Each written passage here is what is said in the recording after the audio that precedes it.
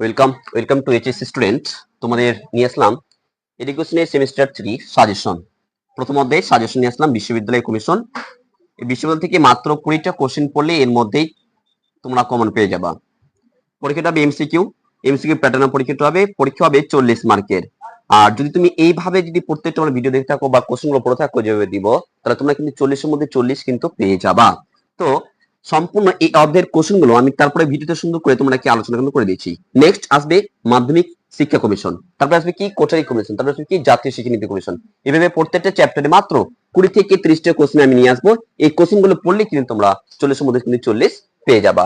তো দেরি না করে কোশ্চেনগুলো পরীক্ষায় তোমাদের খুব সাহায্যকারী হবে। বেশ কিছু কোশ্চেন 20 থেকে 30টা কোশ্চেন, এগুলো পড়লেই তোমাদের এই 40 মার্কের যেটা এক্সাম হবে সেটা কিন্তু তার মধ্যে থাকবে। প্রথম অধ্যায় চলো লেট স্টার্ট। বিশ্ববিদ্যালয় শিক্ষা কমিশনের প্রথম কোশ্চেন, বিশ্ববিদ্যালয় শিক্ষা কমিশন কবে গঠিত হয়? প্রথম কোশ্চেন আছে বিশ্ববিদ্যালয় শিক্ষা কমিশন কবে গঠিত হয়? 1948 সালে 5 নভেম্বর, 1948 সালে 7 নভেম্বর, 1949 সালে 5 নভেম্বর।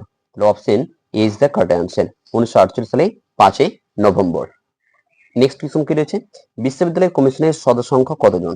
9 জন, 8 জন, 10 জন, 11 জন। তাহলে বিশ্ববিদ্যালয় কমিশনের সদস্য সংখ্যা ছিল কয়জন? 10 জন। নেক্সট কোশ্চেন পড়ব আমরা, বিশ্ববিদ্যালয় কমিশনের সভাপতি কে ছিলেন? অপশন এ আছে doctor A Lakshman Swami Majumdar, option B doctor Sarvepalli Radhakrishnan, option C doctor Zakir Hussain. তাহলে option B is the correct answer, doctor Sarvepalli Radhakrishnan. তারপর কোশ্চেন দেখবো আমরা, বিশ্ববিদ্যালয়ের কমিশনের সুপারিশ সংখ্যা কয়টি? 208টি, 207টি, 747টি, 746টি। তাহলে option B is the correct answer, 207টি। তারপর দেখবো আমরা বিশ্ববিদ্যালয় কমিশনের অপর নাম কি? আমরা পড়ছিলাম বিশ্ববিদ্যালয় কমিশনের অপর নাম হবে কি? রাধাকৃষ্ণন কমিশন। নেক্সট কোশ্চেন আমরা পড়ব সুন্দর করে, যে গ্রামীণ শিক্ষার উন্নয়ন গুরুত্বপূর্ণ প্রতিষ্ঠানটির নাম কি? প্রাথমিক শিক্ষা প্রতিষ্ঠান, মাধ্যমিক শিক্ষা প্রতিষ্ঠান, না গ্রামীণ বিশ্ববিদ্যালয়, না অপশন ডি কোনটা নাই? তাহলে option C is the correct, গ্রামীণ বিশ্ববিদ্যালয়। তারপর আমাদের প্রশ্ন করি, বুনিয়াদী শিক্ষার সময়কাল কত বছর? 9 বছর, 6 বছর, 8 বছর, না 4 বছর? তাহলে option C is the correct answer, option C কি আছে? 8 বছর। তারপর দেখবো আমরা রাধাকৃষ্ণন কমিশনের বিদেশি সদস্য সংখ্যা কতজন? আমরা জেনেছিলাম মোট ছিল 10 জন, তার মধ্যে বিদেশি কয়জন ছিল? অপশন এ 5 জন, না অপশন এ 3 জন, না অপশন সি 2 জন, না অপশন ডি 8 জন। তাহলে option B is the correct answer, কয়জন হতো? 3 জন ছিল কিন্তু বিদেশি সদস্য। তারপর আমরা দেখব কোশ্চেন নাম্বার 12, প্রত্যেকটি গ্রামীণ কলেজে শিক্ষার্থী সংখ্যা কত হবে? প্রত্যেকটি গ্রামীণ কলেজে বলেছে শিক্ষার্থী সংখ্যা কতজন হবে? অপশন এ 400 জন, অপশন বি 1500 জন, অপশন সি 300 জন, অপশন ডি 800 জন। তাহলে option C is the correct answer, সেটা হবে কি? 300 জন। এবার দেখবো আমরা 13 নম্বর কোশ্চেন, প্রত্যেকটি বিশ্ববিদ্যালয় বলেছে, ওখানে ছিল গ্রামীণ কলেজ, বলেছে কি প্রত্যেকটি বিশ্ববিদ্যালয়ে শিক্ষার্থী সংখ্যা হবে 1500 জন, অপশন বি 2500 জন, অপশন সি 2000 জন, অপশন ডি 1550 জন। তাহলে option A is the correct answer, 1500 জন। ভারত সরকার কয়টি গ্রামীণ সংস্থা প্রতিষ্ঠান করার কথা বলেছেন? 15টি, 14টি, 9টি, না 16টি? Option B is the correct answer, 14টি।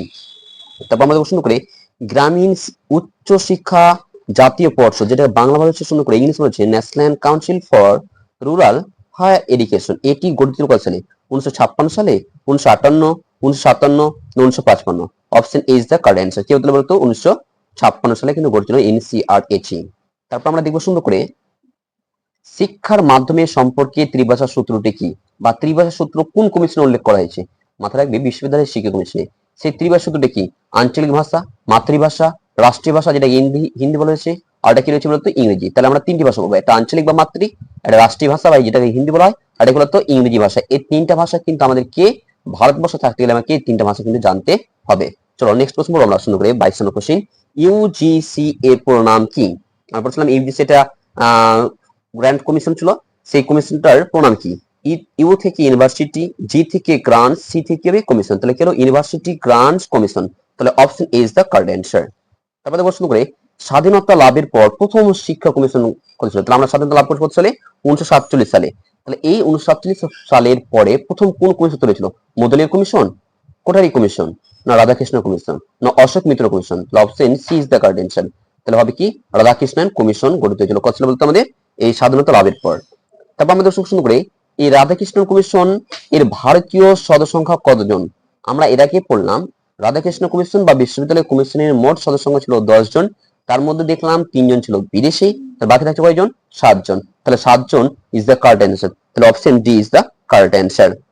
বিশ্ববিদ্যালয় শিক্ষা কমিশনের এই বিদেশি সদস্য কতজন? আমরা বললাম একটু আগে 3 জন। অপশন 3 জন ইজ দ্য 3 জন কি হবে? Correct answer. বিশ্ববিদ্যালয় শিক্ষা কমিশনের এর সুপারিশ ছিল কত পৃষ্ঠার? আমরা পড়ছিলাম সুপারিশ কয়খানা। এবার পড়বো আমরা কি সেই সুপারস্টার মধ্যে কতগুলো পৃষ্ঠা ছিল? 207টি, 509টি, না 747টি? Option B is the correct answer, 747টি। তারপর প্রশ্ন করি 28 নম্বর, এনসিআরএচই এটা কিন্তু একটা গ্রামীণ বিশ্ববিদ্যালয়ের কথা বলেছিল। আমরা পড়লাম এনসিআরএচই এর প্রণাম কি? এটা তৈরি কত ছিল? এটা তৈরি হয়েছিল 1956 সালে। এর প্রণাম কি হবে? National council, national council for কি হবে বলতো? National council for rural higher education. তাহলে option C is the correct answer. Most important question 21 নম্বরটা, ডিপিআই এর প্রণাম কি? ডি ফর হবে director of public instruction. D for কি হবে? কেউ ডিস্ট্রিক্ট করবে না, ভুল করে কি বলবো? তো ডিরেক্টর বা ডাইরেক্টর অফ পাবলিক ইনস্ট্রাকশন। তাহলে option C is the correct answer. তারপর প্রশ্নগুলো আমরা, ইউজিসি গঠনের একটি উদ্দেশ্য কি? ইউজিসি কাজটা কি?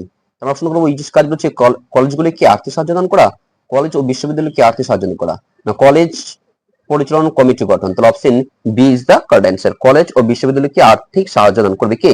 ইউজিসি। 28 নম্বর কোশ্চেন কি বলেছে? গ্রামীণ বিজ্ঞানের সার্টিফিকেট কোর্স সময়কাল কত বছরের? 3 বছরের, না 4 বছরের, না 2 বছরের, না 1 বছরের? আমরা জানি কি গ্রামীণ বিজ্ঞানের সার্টিফিকেট কোর্স কয় বছর হবে? 2 বছরে হয়ে থাকবে। তারপর দেখো কি এনসিআরএচই এর সুপারিশ অনুযায়ী গ্রাম সভা বিজ্ঞানের ডিপ্লোমা কোর্সের সময়কাল কত বছরের? 4 বছরের, 3 বছরের, 2 বছরের, না 1 বছরের? অপশন বি ইজ দ্য কি হবে? Correct answer. সেটা হবে কি? 3 বছরের।